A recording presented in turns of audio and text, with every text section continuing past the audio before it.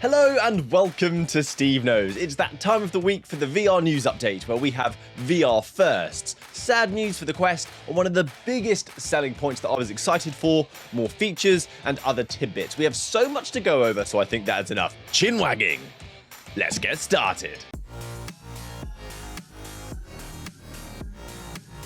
So I'm going to start off with some bad news today, and that is that Augments has been delayed. Meta have had to go back and rework the technology from the ground up. This was one of the biggest selling features for me for the use of mixed reality when the Quest 3 was initially announced. I was so excited, and it wasn't supposed to be long until these features started rolling out. We were going to get anchored, persisted, customizable assets on Quest that we can put around our home. I wanted to have a music player on my wall, a task list, a portrait, which was a portal, game trophies on my shelf. This is a big blow. So during a Bosworth AMA, he said Meta were fiddling with this technology in January and it just wasn't good enough. So they had to start the process again, going all the way back to its architecture, which fair enough at least. They didn't do the classic, well, here it is, enjoy, we'll fix it in post. They genuinely wanted to deliver something impactful in the space, because this, if done properly, is a real game changer for the use of AR. Maybe Connect this year, we will hear more about it. Are you sad? I am. Livid! So something a little bit more exciting is Logitech's latest VR accessory, the MX Ink. This is a stylus for our virtual worlds. This is the first third-party officially supported tracked controller for the Quest headset. So this pen is to allow for drawing on flat surfaces in 2D, as well as going full 3D 6DOF with it and drawing in the space around you. It does contain haptic feedback and additional interactive buttons, and it also pairs to the headset without replacing one of the controllers. So this is evidence that the Quest can track more than two devices at once. Does that mean full body tracking accessories is next, maybe? This accessory isn't available for everything. It is supported in a few apps though, a handful, including the Adobe Modeler. And as a creative, this would be pretty darn cool for creating virtual models, although the Pro controllers had a little nib on the remote you can add, and it had feedback built in for this purpose. So maybe just an upgrade of your controllers instead? But it is a bit chunky, I'll give you that. So the Ink is going to cost $130, and it's going to be available at the end of September. But you don't get the cool dock with it or the mat. So when you... it's going to add up to the price of the remotes. But this is clearly for professionals and productivity. There is a market for this potentially. Now, going from premium to budget, the Quest 3 is actually now obtainable at an even cheaper price, as Meta offer refurbished units at a rather small discount. 50 off the 128GB model and 70 off the 512. It still also comes with a year's warranty, so you are covered if something goes wrong, and it may make it more appealing to grab one of these things. And you may want to grab one of these things soon, because the refurbished stock is often kind of low, and that's £50 you can spend on a head strap to replace that elastic flop, the VR thong, let's start calling it. We also have keen-eyed Luna back at it once again, this time with findings on a previous announcement that Meta were enabling other parties to use the Horizon OS so they can use this operating system for their own headset development, and that the mobile app will also be rebranded to align with it. So there are strings now found in the firmware that states that it's going to be called the Meta Horizon app. You should expect an icon change if you're looking through your phone, like where's it gone? Where's the Oculus logo gone? And I do have some information on that this should be happening rather soon, perhaps sooner than you might think. But on a positive case, there should be a new feature coming to force your headset to consume the latest firmware update. You can get the latest operating system version, and all of the found documents that Luna posted actually seem to be missing now when I click on them, which is rather curious. Thankfully, screenshots were taken. So in the recovery menu of the headset that you can enable through startup, where you see things like factory resets, there should be a sideload update option that will allow you to force update the headset to the latest OS version.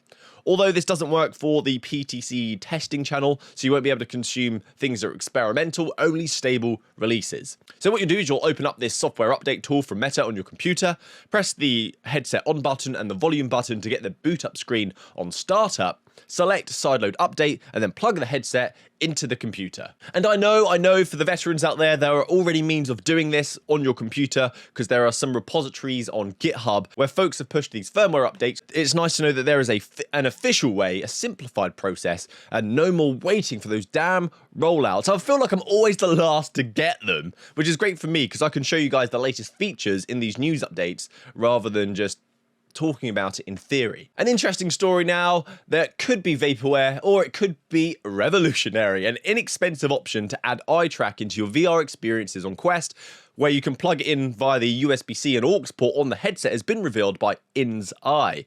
I don't know how to say that, In's Eye, but the product is called Lumi. Aptly named as it doesn't use IR cameras and illuminators to track your eyes like the traditional methods we're aware of. Instead, it uses these illuminators and 6 cheap, simple photo sensors to measure the intensity of the reflection of light from your eye to determine the position of your pupil.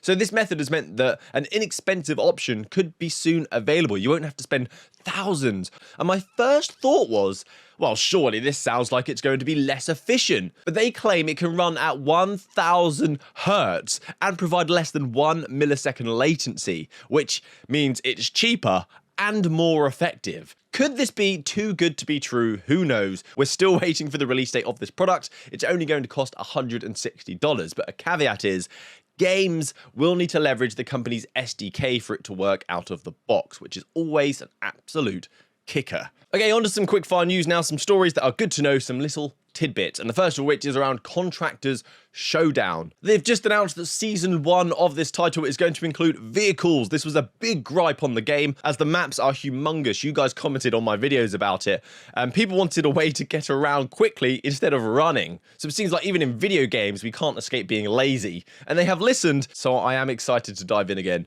once this launches and start revving an engine. So if you are on this channel and watched my latest news update, I was hyping over the fact that Lucky Palmer, the founder of Oculus, was creating another headset. But it turns out it's for military use. So moving on. Death Game Hotel is a VR horror game revealed a year ago at the Meta Showcase. It's finally coming soon. It has a release date set to be July the 11th, costing $20. And I did like the look of this game. It was a different approach to a VR experience that I don't come across often. It took me back to my SNES days, playing tons of these Japanese experiences. If you've got the Pico, you might see this style of game often, but on Meta, few and far between. We also have probably one of the most epic game trailers I've ever seen for a puzzle title. Puzzle games often get overlooked, but in VR they are so immersive, and this one offers mixed reality options in it, as something appears in your home and then transports you somewhere else. It kind of reminds me of when Yugi got trapped inside the Millennium Puzzle, and Nerdler. Anyway, moving on, Yu-Gi-Oh! And ending it finally on some hype news, Team Beef showcased an experiment to play Sulaco, a newly released shooter that looks incredible, available on Steam, that runs on GZ Doom. Someone played it in VR using the Quest Z Doom launcher, and it turned out great. So credit to Ermac and Emma Wynn for expanding our potential port library. But it also looks like Beef wants to do an official port based on this tweet. I need more action shooters that have story-driven campaigns. I don't always want to do multiplayer all the time, which is why I'm pumped for Zero Caliber 2, which sounded like a sponsored segment.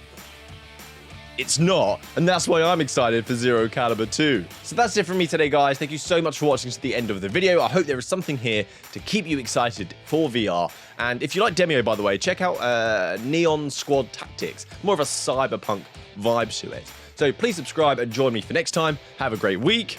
Happy gaming, guys. Good day.